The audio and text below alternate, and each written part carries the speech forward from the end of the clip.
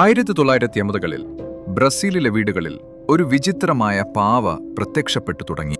വീർത്ത കവിളുകളും വലിയ മൂക്കും അയഞ്ഞ ചെവികളും സ്ഥിരമായ ഒരു ചിരിയും അതിനുണ്ടായിരുന്നു. അതിന്റെ പേര് ഫൊഫാവോ എന്നായിരുന്നു. ആദ്യം അതൊരു കളിപ്പാട്ടം മാത്രമാണെന്ന് തോന്നി.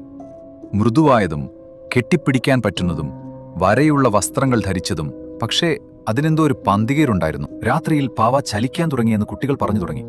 ചിലർ അത് ഉറക്കത്തിൽ അവരോട് മന്ത്രിക്കാറുണ്ടെന്ന് അവകാശപ്പെട്ടു. ഒരു കുടുംബം പറഞ്ഞു അവരുടെ നായ അതിനടുത്ത് പോകാൻ വിസമ്മതിച്ചു. ഒരാൾ അത് വലിച്ചെറിയാൻ ശ്രമിച്ചപ്പോൾ അത് തിരികെ വന്ന് വാതിലിനടുത്ത് പുഞ്ചിരിച്ചിരുന്നു. അപ്പോഴാണ് എല്ലാം മാറ്റിയെഴുതിയ ആ കഥ വന്നത്. ഒരു കുട്ടി പാവയുടെ കഴുത്തു തുറന്നു. അതിനുള്ളിൽ ശരീരത്തിലേക്ക് ഇറങ്ങിച്ചെല്ലുന്ന നീളമുള്ളതും മൂർച്ചയുള്ളതുമായ ഒരു കൂർത്ത ഭാഗം അവൻ കണ്ടെത്തി.